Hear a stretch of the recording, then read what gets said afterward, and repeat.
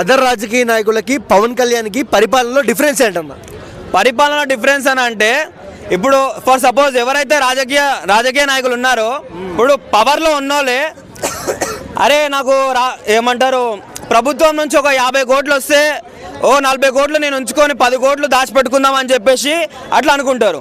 కానీ పవన్ కళ్యాణ్ ఎట్లా అంటాడు అంటే 50 కోట్లు ప్రభుత్వం నుంచి శాంక్షన్ అయితే ఇంకో 70 కోట్లైనా సరే 20 కోట్లు నా ఇంట్లో నుంచి తీసుకొని నేను ప్రజలకు ఇస్తా, ప్రజల అండా చెండా మొత్తం బాగుండాలి, ప్రజలు బాగుంటే నేను బాగుంటా అనేవాడే పవన్ కళ్యాణ్. అంటే అన్న చూస్తున్నాము ఎమ్మెల్యే కాకముందుకు 10 లక్షల ఆస్తి ఉంటే ఎమ్మెల్యే అయిన తర్వాత 100 కోట్ల ఆస్తికి చేరుతుంది.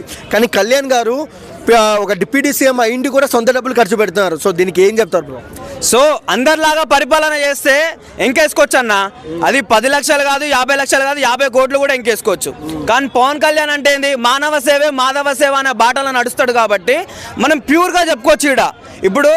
ఇప్పుడు ఎందుకన్నా ఇప్పుడు గవర్నమెంట్ నుంచి ఇప్పుడు చంద్రబాబు నాయుడు ఉండు, ఇంతకుముందు వైఎస్ఆర్సీపీ ఉండే, అరే ప్రభుత్వం నుంచి వస్తే మేము శాంక్షన్ చేస్తుండే, ఎందుకు మన దళిద్రపు గొట్టుగా మన రేవంత్ రెడ్డి అని ఉండి ఇప్పుడు అరే ఏమంటారు తెలుసా, అరే ప్రభుత్వం అరే ఎవరు నమ్మట్లేదు బాయ్ మాకు డబ్బులు ఇవ్వడానికి కష్టమేం లేదని అంటుండే. అదే ఒకవేళ తెలంగాణకి సీఎం పవన్ కళ్యాణ్ అయితే అరే నా ఇంట్లో డబ్బులు పెడతా, నేను అప్పు చేసి పెడతా అంటాడు. నువ్వు రాసి పెట్టుకో ఇది. ఇప్పుడు ఫర్ సపోజ్ 50 లక్షలు ఆయన ఆస్తి అనుకో, ఫర్ సపోజ్ పవన్ కళ్యాణ్ది, ఆయన డిప్యూటీ సీఎం లాగా 5 సంవత్సరాలు దాటిన తర్వాత 50 కోట్లు అప్పు ఉంటాడు. ఎందుకనంటే ఆయన రూటే వేరు. అది మన భాషా సినిమాలో చూస్తాం కదా, నా రూటే సపరేట్ అని. ఆయన రూటే సపరేట్. ఎందుకనంటే ఆయన డబ్బులు ఎంక పెట్టుకోనికో, లేకపోతే వాళ్ళ పిల్లలకు దాచి పెట్టుకోవడానికో, లేకపోతే ఇంకా సినిమాలు తీయడానికో, ప్రొడ్యూసర్లా ఉండడానికో ఆయన రాలేదు. ఎందుకు మనం రీసెంట్గా సినిమా చూసినాం, ఆ సినిమా డబ్బులే ఆడ ప్రజలకు వంచడం చూస్తున్నాం మనం. అరే ఇంత మంచి హీరో, ఇంత మంచి రాజకీయ నాయకుడు, అరే నేను కాదు రేపన్నా నా పిల్లలు పుట్టిన తర్వాత వాళ్ళ పిల్లలు పుట్టిన తర్వాత కూడా మనకు పవన్ కళ్యాణ్ లాంటి దొరకడు. పవన్ కళ్యాణ్ ఒక దేవుడు, ఒక సృష్టికర్త నిజంగా చెప్పాలంటే. అరే ఇప్పుడు అదే చూడొచ్చు మనం చిరంజీవి గారు కూడా చేస్తారు. కానీ పవన్ కళ్యాణ్ అంతా చేస్తారా?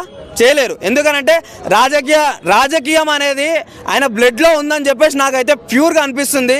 అట్లాంటి రాజకీయ నాయకుడు మన చరిత్రలో దొరకడు. నాకు ఎందుకు అనిపిస్తుంది, ఆయన ఆంధ్ర వాళ్ళు ఎవరైనా దింపితే మా తెలంగాణకు వచ్చి పోటీ చేయమని చెప్పేసి నేను కంపల్సరీ అనుకుంటున్నాను. ఎందుకనంటే ఈ దళిద్రపైన పరిపాలన రేవంత్ రెడ్డి చూడలేకపోతున్నాం మేము. ఓకే బ్రో, తెలంగాణ వదిలేసేయండి బ్రో. జగన్ గారికి పవన్ కళ్యాణ్ గారికి పరిపాలనలో డిఫరెన్స్ ఏంటమ్మా?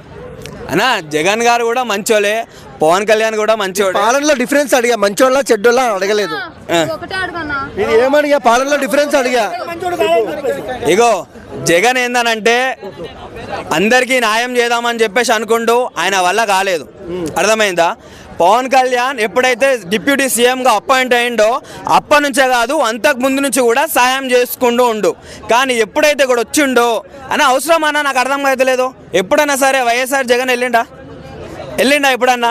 మారుమూల ప్రాంతానికి ఎప్పుడన్నా వెళ్ళిండా? పైనుంచి హెలికాప్టర్ నుంచి చూడడం అయినా చేసిండు, చేయలేదని నేను అనట్లేదు.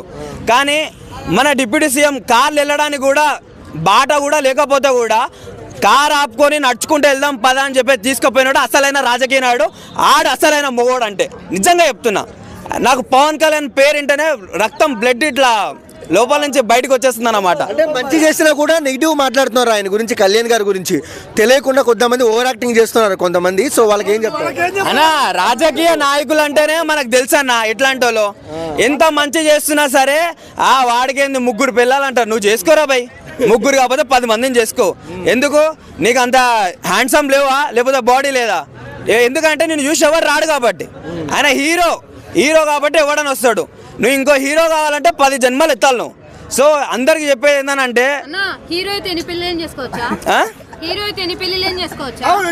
ఒక నిమిషం బాగా అడిగింది అక్క క్వశ్చన్ అడు. ఎవరి పర్సనల్ లైఫ్ వాళ్ళకు ఉంటుంది. ఇప్పుడు నువ్వు ఇంకా పెళ్లి కాదు, ఇప్పుడు నేను అడుగుతా, ఇంకా నువ్వు పెళ్లి చేసుకోకుండా ఎందుకు నువ్వు పెళ్లి చేసుకోవచ్చా అంటే అది నా ఇష్టం అని అంటావు నువ్వు. అదే అంటున్నా, నీకు నేను అనట్లేదు, నార్మల్గా చెప్తున్నా. ఇప్పుడు ఆయనకి ఏదో క్లాషెస్ ఉన్నాయి. ఆ క్లాషెస్ వల్లనే చేసుకోవాల్సి వచ్చింది. ఎందుకు ఆయన ఒకవేళ తప్పుడు వ్యక్తి అనుకో, మన రేణుకా దేశాయి అడుగుతుంది కదా. ఆమెకు లేని ప్రాబ్లం మనకి ఎందుకండి? మనం ఎంతలో ఉండాం మనం అంతలో ఉండాలి. నిజం చెప్పాలంటే పక్కన వాళ్ళు ఏలెట్టి గెలికి వాసన చూసే రకం ఎవరంటే మనం పూర్తిగా మనం కొంతమంది చూడొచ్చు. అలాంటి వాళ్ళు ఎప్పుడు పైకి రారు. ఆయన 3 పెళ్ళిళ్ళు చేసుకున్నా సరే, ఆయనకి ఎంత ఉన్నా సరే, ఆయన ఇప్పుడు ఏమంటారు ఆంధ్రనే పరిపాలిస్తుండు. డిప్యూటీ సీఎం అయినా సీఎం పనులు చేస్తుండు. అది చూసి మనం గర్వపడాలి. కానీ ఆయన 3 పెళ్ళిళ్ళు చేసుకుండు, ఆయనకి 10 మంది పిల్లలు ఉన్నారంటే నువ్వేమైనా పాలిస్తున్నావా? లేకపోతే నువ్వు పిల్లలు స్కూల్ ఫీజు కడుతున్నావా? లేకపోతే ఏం చేస్తున్నావా? నువ్వు ఆంధ్రలో ఉంటే తెలిసేది, తెలంగాణలో ఉంటే మైక్ పట్టుకున్నావు కాబట్టి నీకు అర్థమైతే లేదు. మాది కూడా ఆంధ్రనే చెల్లా, అందుకని చెప్తున్నా నేను.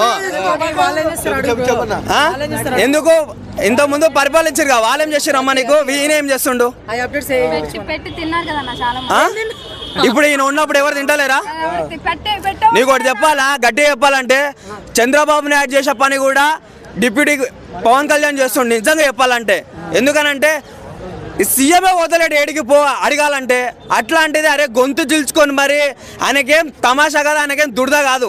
అరే నేను డిప్యూటీ సీఎం లాగా నన్ను చాలా సంవత్సరాల తర్వాత ఎన్నుకున్నారు, ఈ మన పేరు నిలబెట్టుకోవాలి. సీఎంగా ఉంటే డిప్యూటీ సీఎంగా ఉంటేనే ఇట్లా చేస్తుండు. సీఎంగా చూస్తుంటే మనం బట్టలు చింపేసుకోవచ్చు. నిజంగా చెప్తున్నా.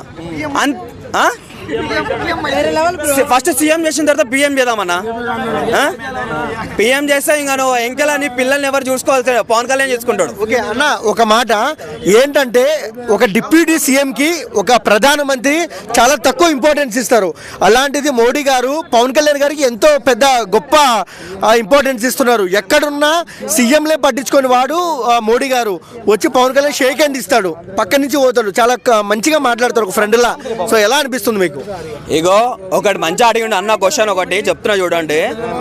ఇప్పుడు నరేంద్ర మోడీని చూస్తారు, స్టేజ్ మీద చంద్రబాబు నాయుడు కాదు, రేవంత్ రెడ్డి కాదు, జగన్ కాదు, ఎవరున్నా సరే, ఆఖరికి చిరంజీవి ఉన్నా సరే పవన్ కళ్యాణ్కి వచ్చి నమస్కారం పెడతాడు. ఎందుకనంటే ఒక మంచోని గుణం మంచోనికే తెలుసు అన్నట్టు ఆయనకి వ్యక్తిత్వం, ఆయన చేసే పనులు.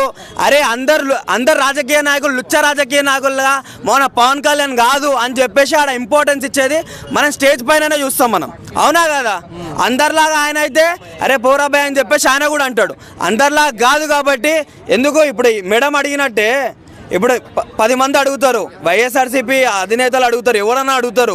కానీ వాళ్ళకి తెలియంది కూడా ప్రైమ్ మినిస్టర్కి తెలుసు కాబట్టి అరే మనోనికి సపోర్ట్ చేస్తే ప్రజలకి మంచి సేవ అందుతుంది, మంచి మార్గంలో పోతారు, ఒక ప్రభుత్వం మారుతుంది అని చెప్పే గుణం ఉంది కాబట్టి నరేంద్ర మోడీ కాదు, నరేంద్ర మోడీ కానీ ఎవరైనా పెద్ద ఉంటే ఆయన కూడా వెళ్ళి పవన్ కళ్యాణ్కి నమస్కారం పెట్టాల్సిందే.